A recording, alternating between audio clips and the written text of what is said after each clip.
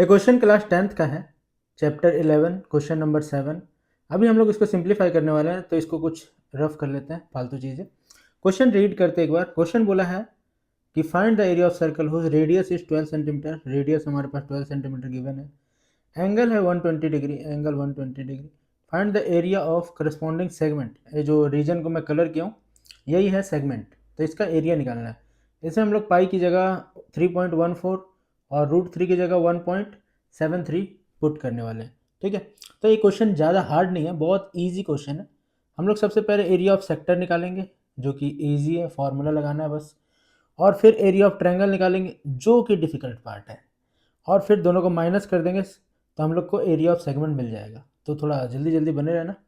तो सबसे पहले एरिया ऑफ सेक्टर के लिए जो जो फॉर्मूला लगता है मैं लिख लेता हूँ। तो यहाँ पे मैं फॉर्मूला लिख लिया हूँ, एरिया ऑफ सेक्टर θ/360 πr²। मतलब जो सर्कल का एरिया होता है ना, उसी में θ/360 कर दोगे तो एरिया ऑफ सेक्टर बन जाएगा। एरिया ऑफ सेक्टर जिसका मैं सेंटर का नाम दिया हूँ ओ, ए कॉर्ड है ए बी, और यहाँ पे जो पूरा एरिया कैलकुलेट होगा वो होगा ए। तो एरिया ऑफ सेक्टर हम लोग को निकलेगा।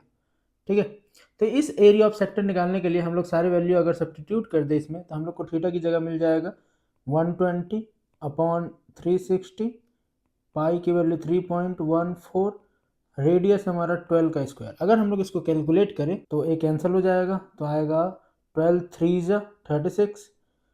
3 को इसको कैंसिल करेंगे, आर स्क्वायर है मतलब 12 × 12, तो ये 4 हो जाएगा। अगर हम लोग इन तीनों को मल्टीप्लाई करें तो हम लोग को आंसर मिलेगा 150.72। ठीक है, और ये सेंटीमीटर में है इसीलिए सेंटीमीटर स्क्वायर। तो एरिया ऑफ सेक्टर निकल चुका है, जो कि बहुत इजी पार्ट था। अब हम लोग एरिया ऑफ ट्रायंगल निकालने वाले हैं, ए ओ बी। इस ट्रायंगल का एरिया निकालेंगे, area of triangle A O B, जो कि डिफिकल्ट पार्ट है। तो इसको समझने के लिए हम लोग थोड़ा सर्कल को जूम करते हैं, ताकि बेसिकली समझ में आए कि होने क्या वाला है। तो यहाँ पे मैं ओ से परपेंडिकुलर लाइन ड्रॉ करने वाला हूँ ए बी पे। जैसे ही ओ से मैं परपेंडिकुलर लाइन ड्रॉ करूंगा ए पी पे, परपेंडिकुलर का मतलब होता है 90 डिग्री, तो यहाँ पे हम लोग को 90 डिग्री एंगल मिलेगा। अब इसका नाम अगर मैं सी दे दूँ, तो ए से सी और बी से सी आपस में इक्वल होंगे, क्योंकि एक एरिया क्या बोलते हैं, एक थ्योरम होता है जो कि 9th क्लास में पढ़ने का है, कि अगर हम लोग एक परपेंडिकुलर ड्रॉ करें किसी भी कॉर्ड पे, तो वहाँ पे 90 डिग्री का एंगल बनता है, याद रखना। ठीक है, अब देखो ए 12 है, अरे यार क्या कर रहा हूँ, ये हमारा 12 है, इधर का रेडियस भी 12 है, दोनों रेडियस 12 है। इसका मतलब क्या हुआ, ट्रायंगल के दो साइड इक्वल है, तो ट्रायंगल के दो एंगल भी इक्वल होंगे, एंगल ए और एंगल बी आपस में इक्वल होंगे, क्योंकि हम लोग का ये साइड भी 12 है और ये साइड भी 12 है। तो दो साइड इक्वल होते हैं तो दो एंगल भी इक्वल होते हैं, समझ में आया। तो यहाँ पे एक एंगल हम लोग को ओ दिया हुआ है 120, तो 120 को 180 से माइनस करेंगे तो 60 मिलेगा, और 60 को दो इक्वल पार्ट में डिवाइड करेंगे तो 30 डिग्री मिलेगा। तो एंगल बी हमें मिल चुका है 30 डिग्री।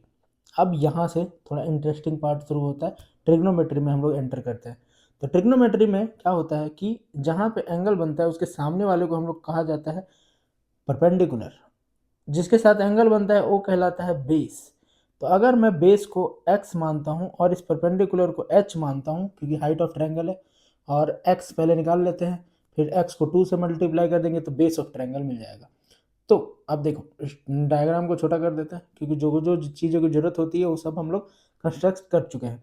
तो इस डायग्राम में अगर हम लोग समझते हैं इस ट्रायंगल में साइन एंगल लेते हैं साइन 30, तो हम लोग को मिल जाएगा परपेंडिकुलर अपॉन हाइपोटेनियस। परपेंडिकुलर को h माना हूँ, हाइपोटेनियस 12 है। साइन 30 ट्रिग्नोमेट्री टेबल से अगर रखोगे तो 1/2 h/12, और 2 से अगर मैं इन दोनों को कैंसिल आउट करूँ तो हम लोग को h की वैल्यू मिल जाती है 6 सेंटीमीटर है, तो सेंटीमीटर यूनिट हम लोग को पहले से गिवन है। तो यहाँ पे हम लोग को हाइट निकल चुकी है। अब बेस निकालने के लिए हम लोग लगाने वाले हैं कॉस थीटा। तो कॉस थीटा होगा, थीटा मतलब 30 डिग्री, तो cos 30 is equal to base हमारा x है, और हाइपोटेनियस है 12, तो हाइपोटेनियस 12 रख दिए। कॉस 30 की वैल्यू होती है √3/12, सॉरी √3/2, तो √3/2 इधर हो जाएगा x/12। इसको मैं कैंसिल आउट करूँ तो मिलेगा 6, क्रॉस मल्टीप्लाई करूँ तो 6√3 सेंटीमीटर। मतलब अगर मैं बेस निकालना चाहूँ तो बेस होगा ए बी, यहाँ फिर से ध्यान देना, ये बेस होगा पूरा ए बी, और मैं सिखाया था कि ए इसका क्या है, जस्ट डबल, तो इसको 2 से मल्टीप्लाई कर देंगे तो ये दोनों इक्वल है, इसी कारण तो हम लोग को मिल जाएगा 6 2 जा 12√3 सेंटीमीटर। तो एरिया ऑफ ट्रायंगल निकाल लेते हैं। एरिया ऑफ ट्रायंगल के लिए हमारे पास फॉर्मूला है, triangle is equal to half into base है हम लोग का 12√3 और हाइट है हमारे पास 6। अगर मैं इसको कैंसिल कर दूं तो 6 6 6 जा 36√3। तो ये हम लोग का एरिया ऑफ ट्रायंगल निकल गया। √3 की वैल्यू हम लोग को गिवन है तो उसको पुट कर देते हैं 36 मल्टीप्लाई 1.73। तो हम इन दोनों को अगर मैं मल्टीप्लाई करूँ तो हम लोग को मिलने वाला है 62.28 सेंटीमीटर स्क्वायर। अब एरिया ऑफ सेगमेंट निकालने के लिए एरिया ऑफ सेगमेंट हम लोग दोनों को माइनस कर देंगे तो 150 पॉइंट, ये जो हम लोग को निकला हुआ है यहाँ पे 150.72 माइनस 62.28, तो यहाँ पे हम लोग को आ जाएगा 88.44 सेंटीमीटर स्क्वायर। ये हमारा निकल चुका है एरिया ऑफ सेगमेंट। मिलते हैं अगले वीडियो में, बाय।